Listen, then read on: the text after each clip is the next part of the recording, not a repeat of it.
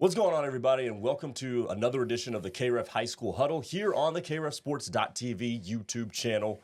Be sure to follow us on all of our social medias at Twitter, Instagram, and Facebook for updates and player videos and highlights throughout the weekend. That is going to include postseason basketball as we are here in our postseason regional basketball preview. He's Connor Pasby, and I'm Grayson Singleton. And before we get to the regional brackets and everything that you need to know for this upcoming weekend, we start with the best thing that we saw this weekend, and it was the crosstown clash at Norman High School, where the Norman girls took down the Timberwolves of Norman North in a big-time blowout led by startling performances from Keeley Parks and a great performance from Halen Browning, and an all-around great team game as the Tigers blew out the Timberwolves. On the boys' side of things, it was a complete classic 80s rock fight as both teams stumbled out of the gate to score offensively. It was 8-6 at the end of the first quarter. 52-45 was the final with Norman on top. So the Tigers sweep the crosstown clash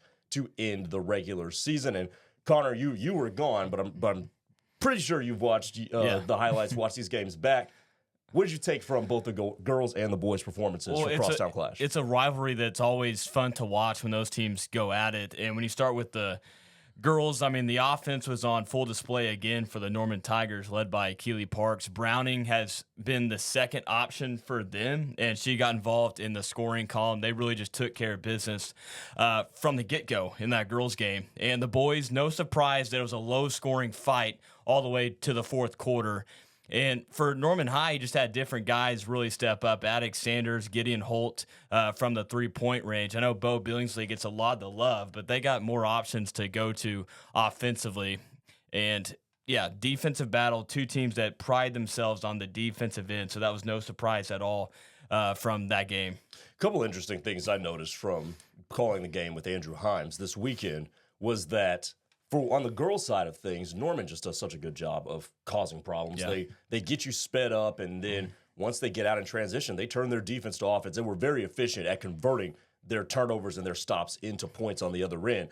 The boys' game was interesting to me because Norman put most of its distance between itself and Norman North while Bo Billingsley was on the bench. He picked up his third foul 1 minute into the second quarter and had to sit for the remainder of the first half. And then Isaiah Amos really got going in that game, established himself as an inside presence. And then Norman North, to me, might be the most interesting team in the postseason because you can't really game plan for them because their teams look so different from the start of the year to where they are now. It's a dogfight every time you play Norman North because the size that they have, and they play so physical defensively, but the Tigers were able to match that with Isaiah Amos, old school big, underneath the basket, and his post moves are just phenomenal down low, and he was able to provide some spark. Like you mentioned, when Bo was on the bench, they needed a guy to step up, and that was Isaiah Amos. So that was the best thing we saw over the weekend as, again, Norman sweeps the Crosstown Clash to end the regular season. All right, let's do it. We have regionals coming up this weekend as basketball postseason tips off on Thursday. So how the calendar is going to work, and believe me, it confused all of us here at the station. Thursday and Saturday are going to be the girls' regional. So regional first round will be Thursday evening, and then Saturday afternoon will be the regional championships. The boys will start on Friday night with the first round, and then their championships will be on Saturday night following the girls' championships at the respective regionals. Here's how advancement to area is going to work. The winner and runner-up advance to area. It's that simple. So it is still double elimination, but with one caveat. You have to win in the first round. If you lose in the first round, then it is kaput for your season. So win in the first round, and essentially it's a one game, and you're into the next weekend. Obviously, your matchup gets more favorable if you're a regional champion.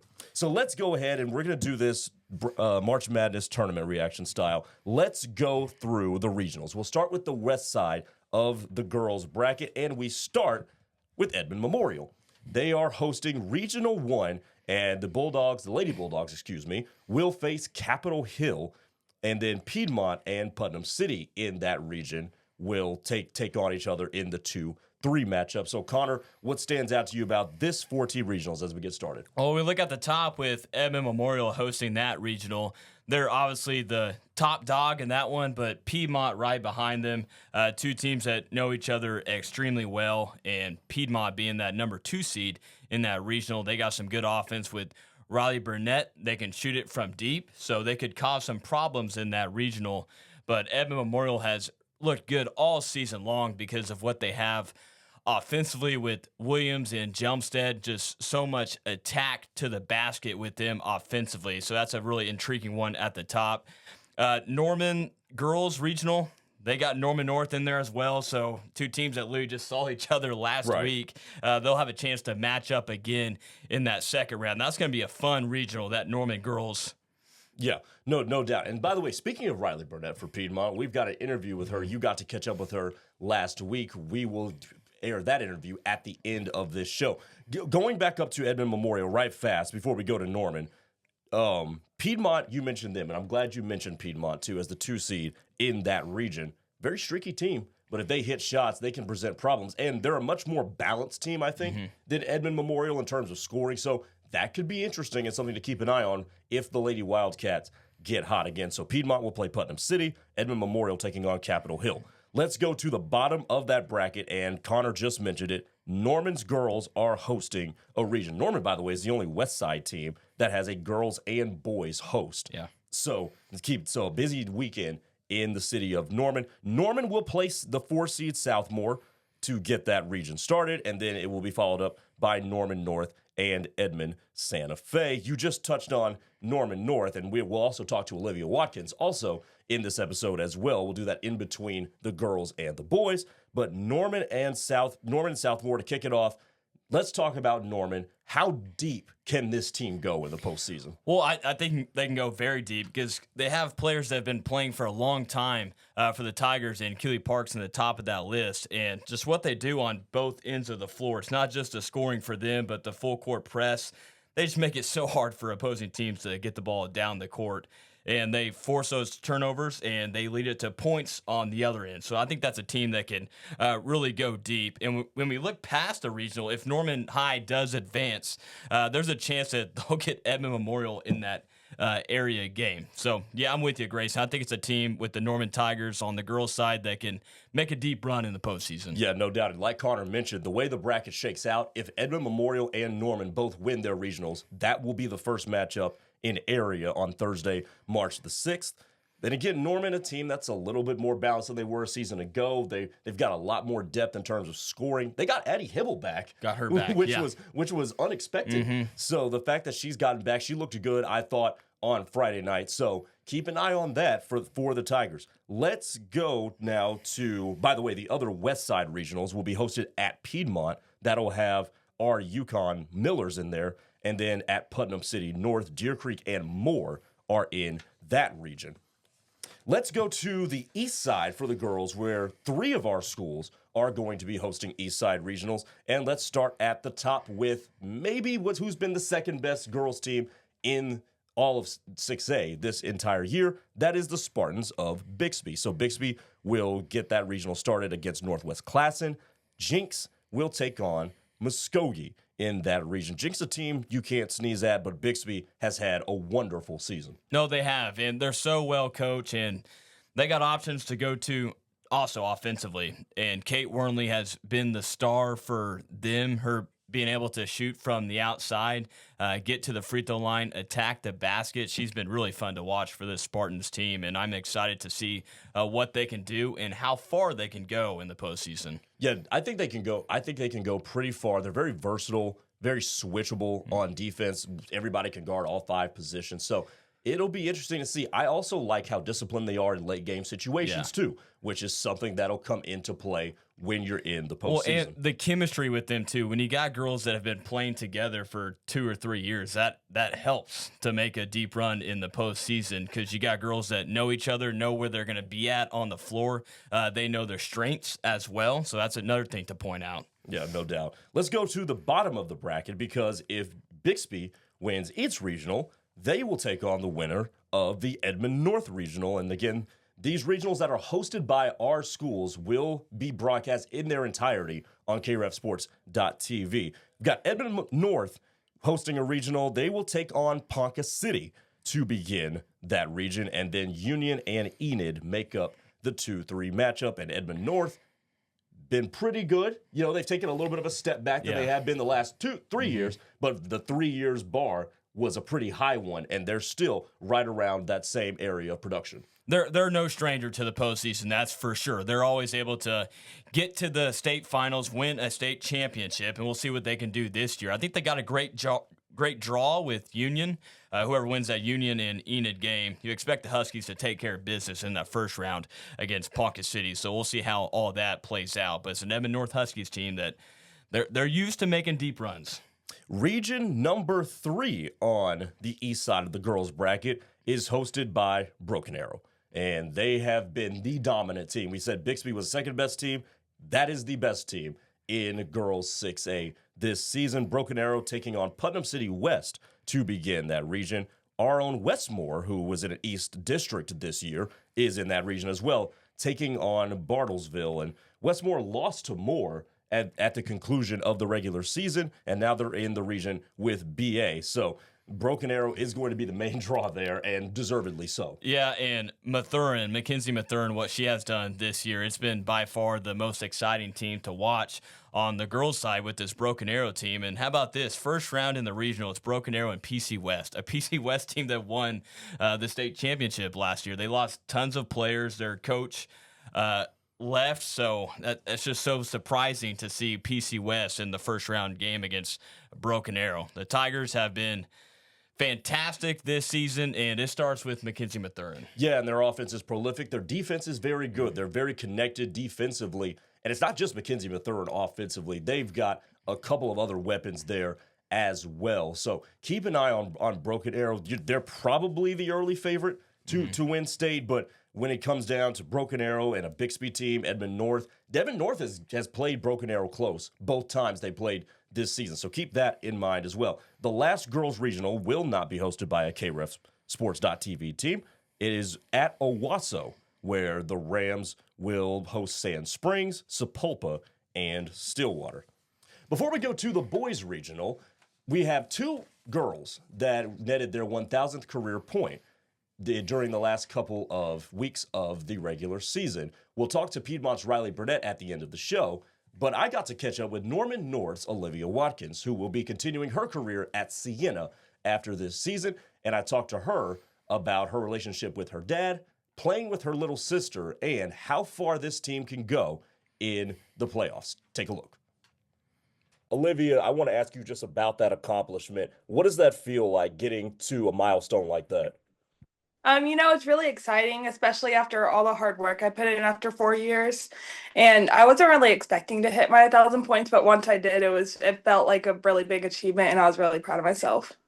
Who's been your biggest supporter to this point? Has it been mom or dad? Has it been little sis? Who were you most excited to share that moment with? Probably my dad. We put in endless hours at the gym, so he's really been my number one supporter and fan, being there for the lows and highs. Yeah.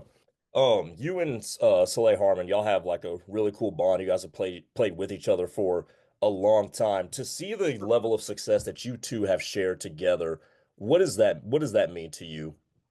It's really special, the bond we have in and out of basketball. I mean, on the court, it is so much fun to play with her. She's there for the pass, the kick, and then even like outside of basketball, she's such a good supporter of mine, and she helps me get through the highs and lows too. Yeah. So it's been really fun.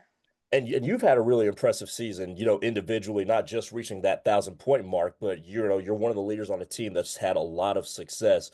When you look back on your senior season now going into the postseason, how would you summarize that? I think this year has been really good for me. I've been very consistent, and like struggling with that throughout the last couple of years, it's really an achievement for me. And then having the support of my teammates there with my success too is really awesome. And I mean, it's just having fun. One last run with my team, so Yeah. been really enjoying it. 14-7 during the regular season. You won 2/3 of your games. What has led to the team's success? Just take me through like the beginning of the offseason, working all the way to this point to where you've enjoyed that level of success till now. I mean, starting off 6 a.m. on the tracks, no one wanted to be there, but we wanted to be the winning team. So, we all showed up. And then going into the season, we started off beating Mustang, one of the best teams in our conference. And that really gave us confidence to start off the season. And I think from there, we really just took off. We did lose some tough games, but I think in the end, we could beat them. But as a team, I think we're doing really good this season. I think everyone's playing really good, and our coaching staff has been doing great with the scouts and helping us out with who we need a face guard, who we need to stop, and that's how we've been really getting these wins. So you guys have a little bit of a layoff before you go into regionals. What's that going to look like for you in terms of just making sure your body's fresh and ready to go for the playoffs? So personally, I'll probably take a good couple of days off and then be back in the gym consistently. And as a team, I think it'll be the same for us. We got to really put in the work because we really want to make it to a state championship game. And I think if we're in the gym as a team and all being consistent, we'll make it pretty far. What's it going to take for your team this year to make it all the way to that state championship game you just mentioned? For us to make it that far, I think we would really have to stick together. Everyone show up to practices and everyone be 100% for our games. And as long as we stick together as a team, I mean, we're pretty good, in my opinion. So, I mean, as a team, good. you guys have been pretty good, 14-7, 11-3 in district. That's pretty good in my Yeah. book. When you look even beyond this season to your future, Sienna is where you're going to be going, right? What excites you the most about continuing your career in college, and maybe what frightens you the most, if you're a little bit nervous about that? I am a little nervous to go far, and then not only that, just being in a new environment, but I'm really comfortable with my coaches, and I have confidence in the way they're going to play me and where I'm going to be with this team, and I'm excited to move on to the next experience. Yeah, no, that's really cool. And Sienna is really far out. Yeah, Let me 24 ask you this: hours. what drew you to Sienna? Uh, I would say probably the coaches and just really I didn't really want to stay in the same area just because I wanted to go far and experience new things. And the coaches really gave me that comfort that going that far wouldn't be really an issue because I would have the team as my family there and I was really comfortable with all the girls and just excited to play some ball there. Yeah. Last question for you. What are you looking for from yourself in this playoff as you guys try to make one last run to the state championship game? Um Number one, just have fun with it, and then really just being there for my team where they need me. Like, I don't have to be the lead scorer. I don't have to be leader in everything. I just want to make sure, as long as we get the win, that's all that really matters to me is really just making it far. Yeah. Let me ask you this because this just popped into my head. What's it been like playing with your little sister? Oh, it has been amazing. It's been so much fun. I didn't really think I'd be able to experience this when I was younger, but us being on the same team, it is so much fun. I mean, we argue because we're sisters, but like she's grown into such a confident freshman that I'm so proud of her, and she's gonna make it far. Oh, that's awesome. Hey, Olivia, good luck to you. Congratulations on 1,000, and thanks for taking a few minutes with me. Yeah, of course. Thank you so much. Yeah, Watkins, what's really cool about her is that, she's loved playing with her sister. Her sister showed up in some big moments in the game against Norman. So good luck to the Lady Timberwolves and to Olivia Watkins and obviously to everybody in the postseason. All right, to the boys' side of things we go. And it is full on the west side of KREFsports.tv. This is going to be the side of the region where you're going to see most of our coverage because all 4 of these regions are hosted by KREFsports.tv teams. Let's start at the top, and the team that won the most competitive district in 6A, that was 6A District 1, and their champion is Norman North. Norman North's going to host a region with Capitol Hill, whom the Timberwolves will face to get round 1 started, and then Putnam City North and Edmond Memorial. Now, Connor, before I let you go, Edmond Memorial playing better. They are playing a lot better as the season has gone on. They've also gotten healthier. Putnam City North, not a team to sneeze at. So if Norman North gets past Capitol Hill, it is very possible they have the most difficult draw to get into area. Yeah, you're going to have a ball game on Saturday night, no matter who wins that PC North and Edmond Memorial game. I can't believe those two teams are playing in the first round. PC North has won their last 3 games. They beat Moore during that stretch. Edmond Memorial, like you mentioned, playing hot right now. They beat Southmore at home. So whoever wins that game, Norman North better be ready to go on Saturday night. Yeah, and no doubt they will. Kellen McCoy, the head coach over there, really does a good job of getting his guys ready to play. They were ready to play against Norman defensively, and they came out and scrapped it out and got back into that game after falling behind by a pretty significant deficit. Let's go to the bottom of the boys regional because the winner of the Norman North regional will take on the winner of the Moore regional. And the regional at Moore looks like this. The Lions will host the Broncos of Mustang to kick off that regional, and then probably what could be the game of the first round of regionals, Southmore taking on a sneaky good and pretty scrappy young Edmond Santa Fe team.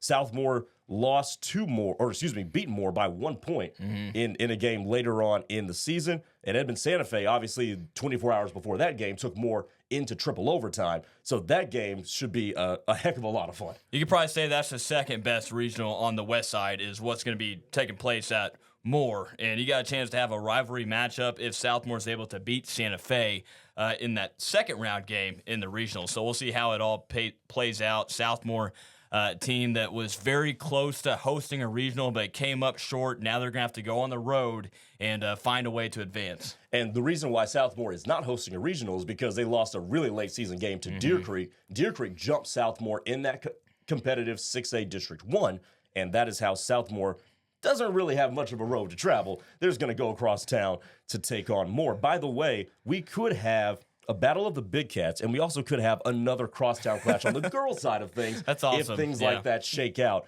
in the regional. So, the game keeps on giving, and it's very poetic in that way. That's what you like to see. Two teams that don't like each other in rivalries that get to match up in the postseason. We've had the crosstown clash in the postseason a few times in the past few years, and you got a chance to have a crosstown again on the girls and more Southmore, two teams that are very similar too.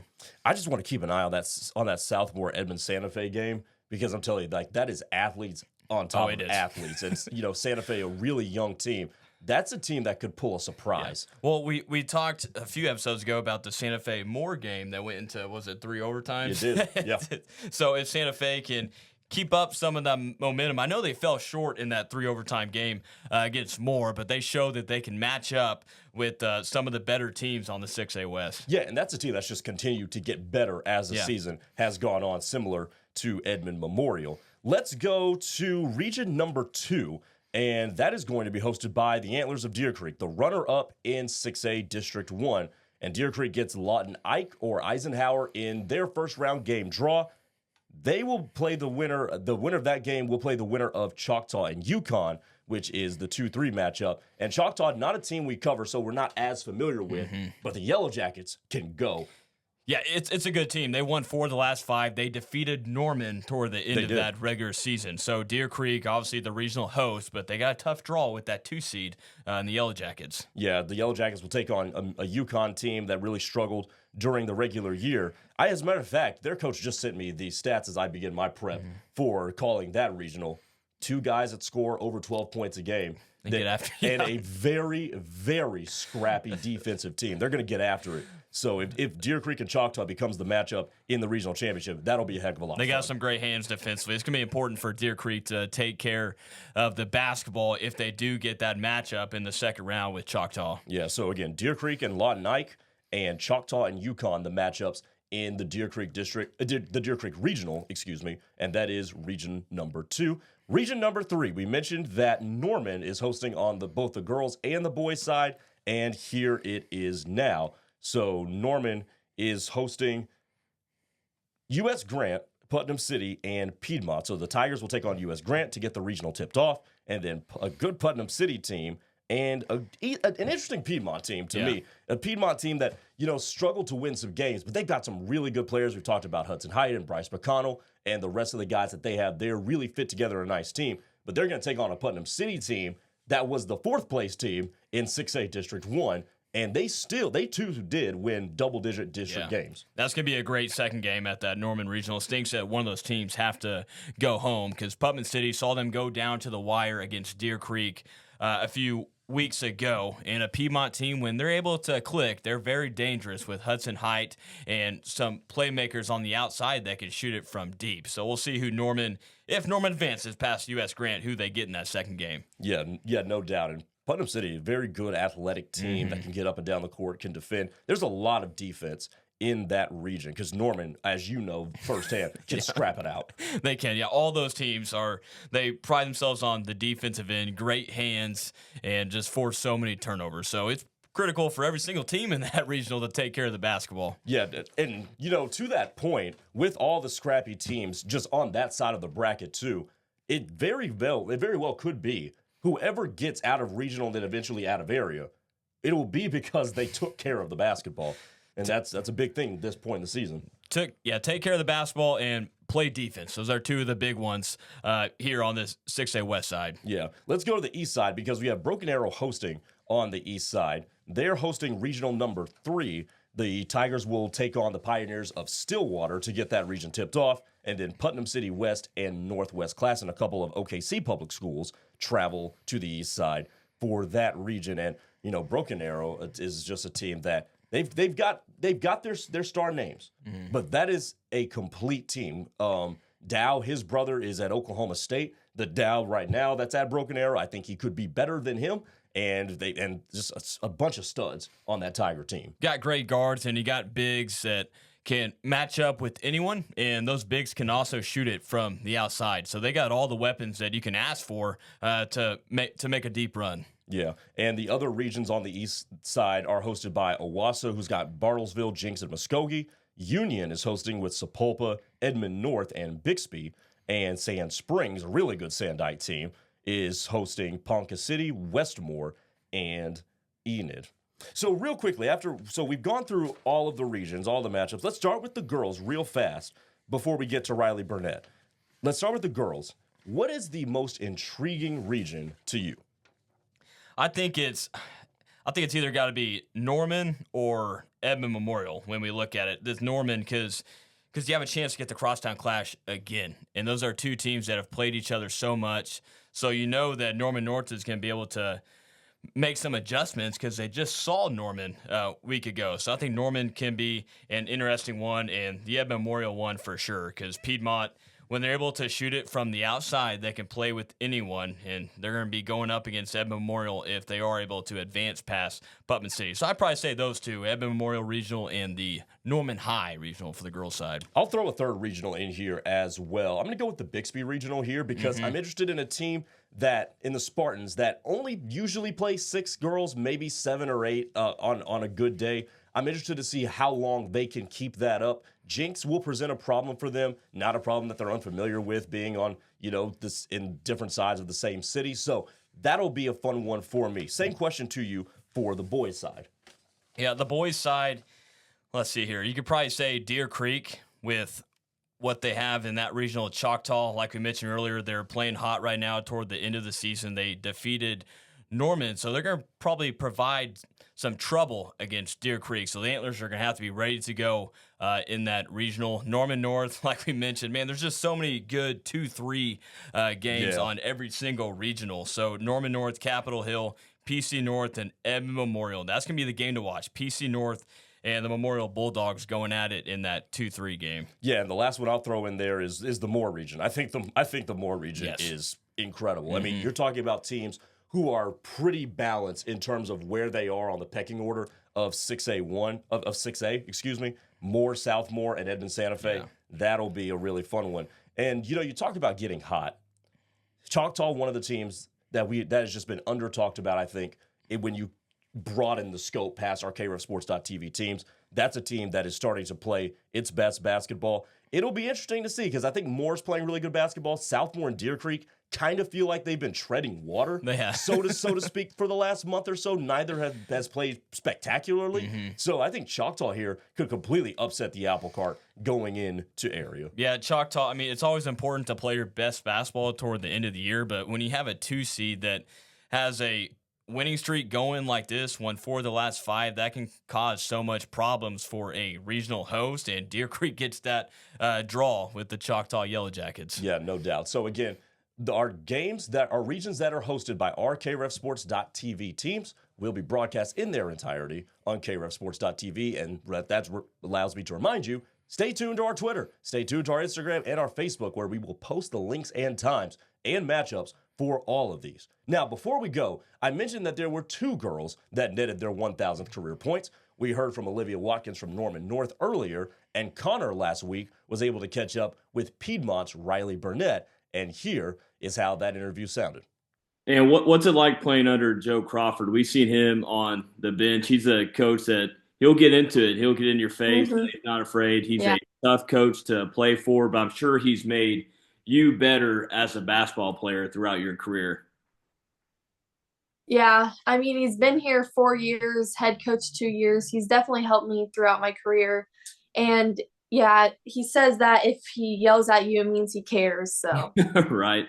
And you being the only senior on your team, I'm sure going into the season, there was some leadership roles for you to step in and be a leader for your team. So how has that been, stepping into that role?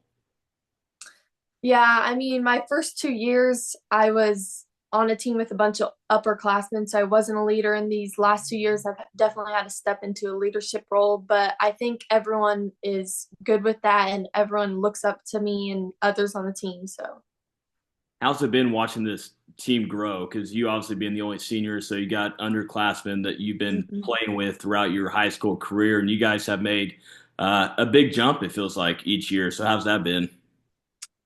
yeah, it's been good. I'm just glad with our progress and hopefully we continue it throughout playoffs. We're still trying to figure. I'm sure you know the regional that you guys have, or coach maybe mentioned it to you. So do you like the draw that you guys have, the regional that you're going to? I think we're playing PCO, so I think they're athletic, so it's going to be tough, but I think it's definitely a beatable team. Okay, Ryan, thank you so much for your time. And again, congrats on that accomplishment on Friday night.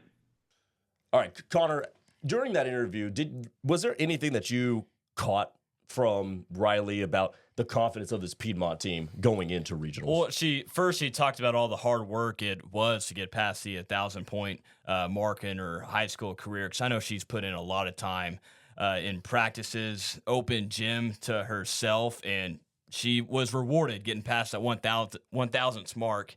And this team, we mentioned earlier, but when they're able to click on all cylinders, shooting from the outside and be able to score, because they have some size to match up, they're going to cause some problems in the postseason. So Riley Burnett feels like they're playing great basketball right now, and she likes where this team is at. Good stuff. And that team coached by Coach Crawford, that'll be a fun team to keep an eye on, especially if they get hot in the postseason. All right, that'll do it for this week's edition of the KREF High School Huddle here on our KREFsports.tv, YouTube. And remember, follow us on Facebook, Twitter, Instagram. We're going to be posting all the matchups, the results, graphics, highlights, everything from this upcoming weekend for regionals and continuing into the postseason. He's Connor. I'm Grayson. Glad you were watching us. Enjoy the week, everybody, and good luck to everybody over the weekend.